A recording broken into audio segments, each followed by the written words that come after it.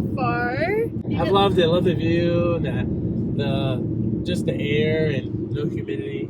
Nice. Yeah, the weather is perfect. I think right now it's perfect. 79. Yes. And people over here are like hot and stuff. So it's so interesting to see people like kind of like fanning themselves. And we're just like, y'all don't know heat unless you go to test it. We're enjoying to see family too. Yeah, so we've had a lot of fun seeing family, and what's so crazy is that, we made plans to go to Colorado on this trip, and his brother and sister-in-law just happened to be in Colorado at the same time, and she has family in Colorado, and we stayed in the same area as them, so they invited us over and, show us around, see the land, and drove us around in the four-wheeler, and we stayed for dinner. It was such a good time, and it was just family time, much needed family time, and David's aunt and cousin was in town as well, and they were about an hour away, and they were heading into the same town as we were in, and so we all met up for lunch, and that was just a fun family time. It was not a coincidence. I know that sometimes,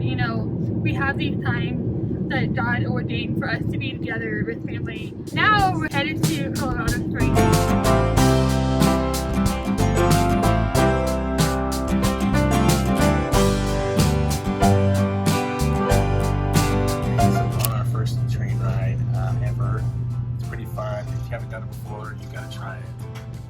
Definitely a one-time awesome experience, first-time experience. So we're just loving it. We're spending time with each other, and just loving the environment and the love and the romance.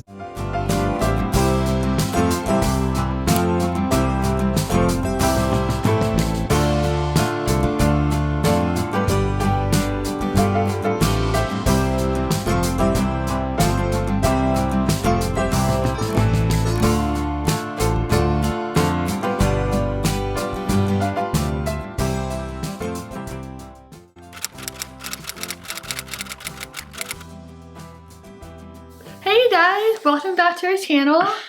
I'm David. I'm Leanna. And we're the Bonds. We're the Bond, and as you can see, this is a different setup in a different room.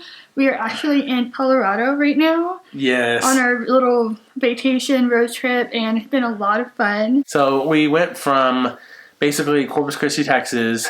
We stayed the night in Amarillo. Mm-hmm. That was a lot of fun. We drove through Albuquerque, got to stay there for a little bit, and then we went up to Durango and got to spend some time with some family. It was so much fun, much needed vacation. Mm-hmm. It was Leanna's first time in Colorado ever. Yeah, so this is my third day. This is my third full day in Colorado. And so David has been to Colorado with his family in the past, like probably at least 7 times. Yeah. Or something like that. Yeah. Every other summer that y'all were... every other winter y'all come over here. Yeah, we'd come skiing and stuff, and I love Colorado. It's beautiful, but I also love Texas. So, anyways, that's what we've been up to, and this whole trip was really just like our anniversary trip because our anniversary is coming up June 22nd. June 22nd. What year did we get married?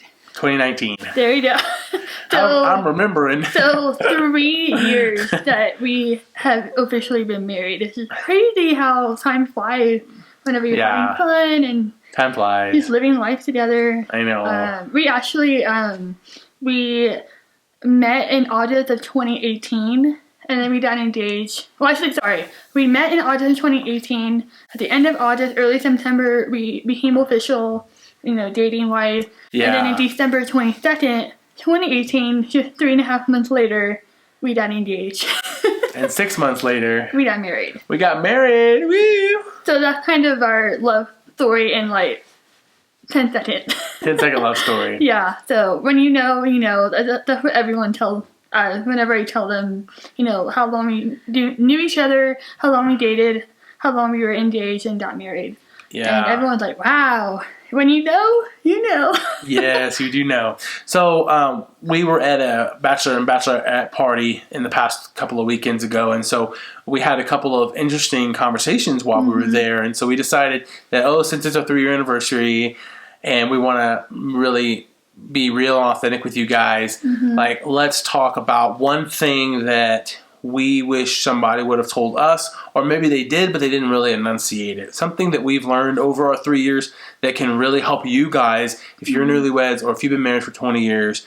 Hey, you're probably going to laugh at this. It's super simple. It may be very obvious. It may be very black and white, but the fact is that it's something that we all know, but that we need to be reminded of. And we need to hear it from, I don't know if this is the first time you're hearing this, probably not, but it's the dynamics of marriage that make it interesting. Yeah, and one thing before we share what that is, we did come out with a podcast episode on how to build intimacy in your marriage. Not a very long episode. It's like 25 minutes, 30 minutes long, and we share 2 simple ways that you can grow in your intimacy in your marriage or in any relationship, really. And that's the latest podcast episode. Yeah, that was our last podcast episode. So I just wanted to share that in case you listen to this and you want a little bit more in the depth of that, you can listen to that episode. Okay, so are we ready to tell them? Yes. Are you going to share one first or me?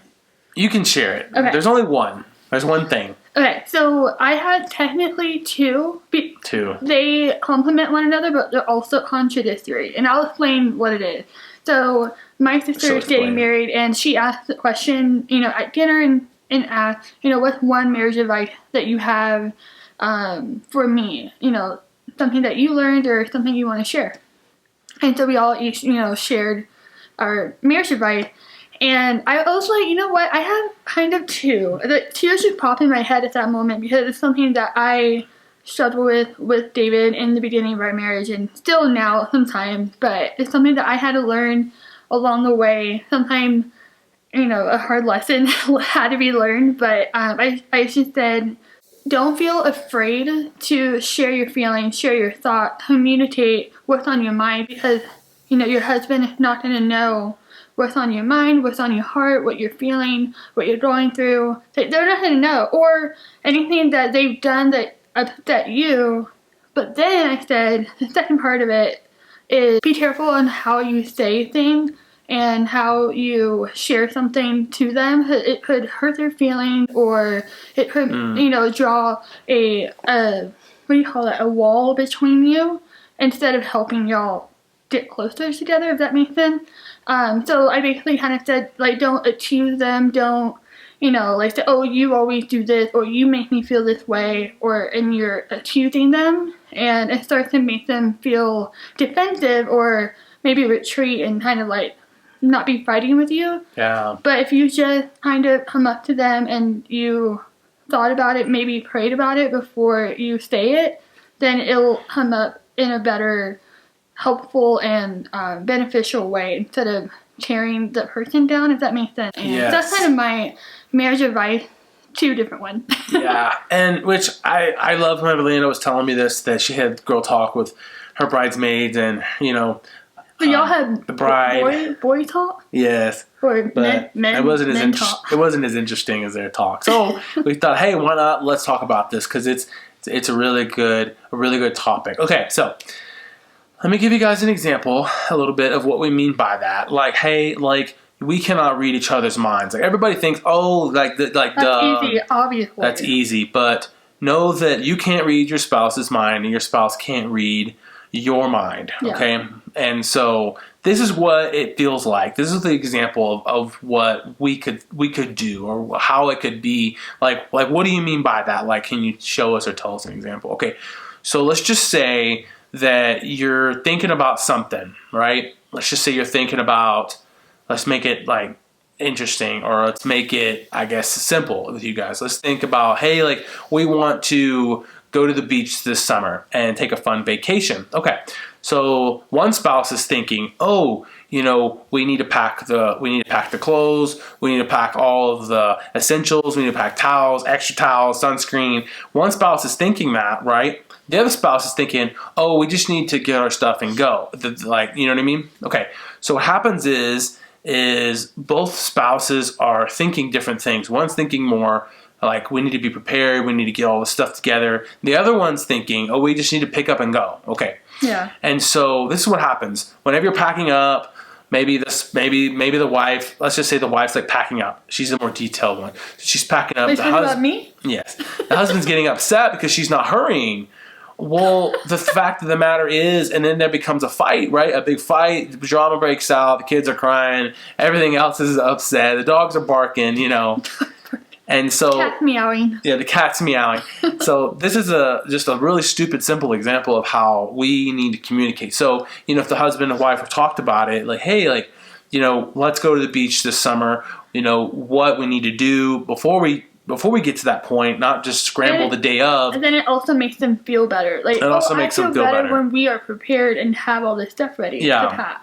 So let's just say the husband's upset because they haven't left yet, or they're not hurrying. The wife's upset because the husband doesn't feel like she's being appreciated for all her work's being put in and being prepared. So they're two different levels. All of a sudden, boom, the fight breaks out, and that's how it happens. It happens really simply. But the fact of the matter is, the husband didn't know that the wife was thinking that, and the wife didn't know that the husband wanted to hurry. Yeah. And so that little kind of crazy example can be really, really thought of between you guys who are, if you are married or if you're about to be married, congratulations. Or if you're single and you're just chilling and you want to get some cool advice about that. So that's kind of what we've been through over the past 3 years.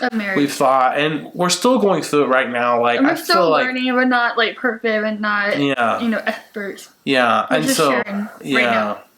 And I feel like coming from singleness into marriage, for me was difficult because I wasn't used to telling somebody, or maybe not.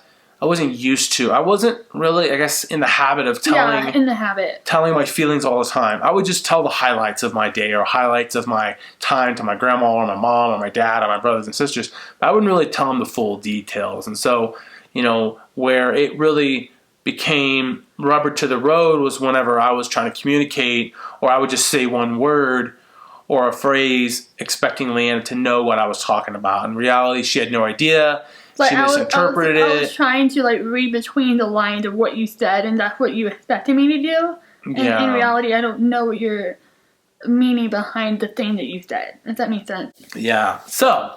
Yeah. If you can practice that, we're still practicing it. Yeah. And it takes a little bit of extra work to over-communicate your thoughts and feelings, and it may be difficult for some of you guys to do that, but it will help you guys out, with your marriage and in your relationship. So yeah, so I think that's all we have. Keeping it short and sweet, but hopefully you enjoyed a little bit of the clips from Colorado that we put together for you guys, and I think that's it. Yeah, we'll see you guys later. We'll see you. Oh, and don't forget, don't live life alone. Yes. We'll see you next time. Bye. Okay, bye.